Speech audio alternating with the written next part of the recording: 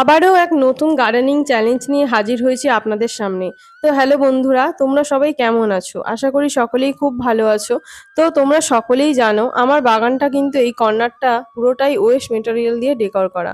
কিন্তু বাগানের একদিকের কর্নারটা আমার পুরো অন্যরকমই দেখায়, যেটা হলো এই কর্নারটা। যেই দিকটা আমার ঝিঙে গাছ আর উচ্ছে গাছের মাচা বা ভাড়াগুলো আছে। আর এইখানে কিছু বেগুন গাছও আছে। তো এখন এই বেগুনগুলো তুলে নেব। আর সঙ্গে এই ঝিঙে গাছের মাচাটাও পরিষ্কার করে আর উচ্ছে গাছগুলোও সরিয়ে আমি এই জায়গাটাও ডেকোরেট করতে চলেছি। তো এই গার্ডেনিং চ্যালেঞ্জটা আমি 30 ডেজের আবার চ্যালেঞ্জ নিয়েছি।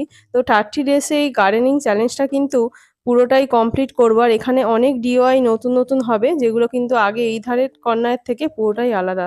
তো প্রথমে আমি ঝিঙেগুলো তুলে নিলাম আর আপনাদের দেখিয়েছিলাম প্রথম যে আমার ছাদ বাগানে ঝিঙেটা হয়েছিল সেটা কিন্তু আমি রেখে দিয়েছিলাম। তো এটাকে অনেকটাই শক্ত ছিল, এর দানাগুলো আমি ছাড়িয়ে নেব। এই দানা কিন্তু নতুন গাছ রোপণের জন্য একেবারে রেডি। তো তারপর আমি বেগুনগুলো তুলে নিচ্ছিলাম। আচ্ছা, আপনারা কেউ হলুদ বেগুন দেখেছেন? এই দেখুন একটা হলুদ বেগুন, এ থেকেও কিন্তু গাছ নতুন করে আবার গাছ করা যাবে। তো প্রথমে আমি উচ্ছে গাছের ভাড়াটাও সরিয়ে নিচ্ছিলাম। এই লতানো গাছগুলো কিন্তু এমন রকম হয় যে এর জন্য অন্য গাছগুলোও প্রায় মরতে বসে। এরই পিছনে আমার কামরাঙা গাছ ছিল আর একটা লেবুর গাছ ছিল। তো সেটাও এটা এমন আষ্টে পিষ্টে জড়িয়ে নিয়েছিল যে গাছগুলোকে আর বাড়তেই দিচ্ছিল না।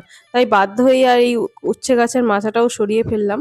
তা এতে অনেক কিন্তু সুতো দিয়ে আমি এগুলো বেঁধে রেখেছিলাম, তাই ছাড়াতে কিন্তু আমার অনেকটাই সময় চলে গিয়েছিল। গার্ডেনিং দেখতে যতটা সুন্দর হয় ততটা কিন্তু মানে কষ্টটাও কিন্তু তেমন পরিমাণ থাকে। এর সঙ্গে দরকার হয় অনেক পরিশ্রমের, অনেকটা পরিশ্রম লাগে।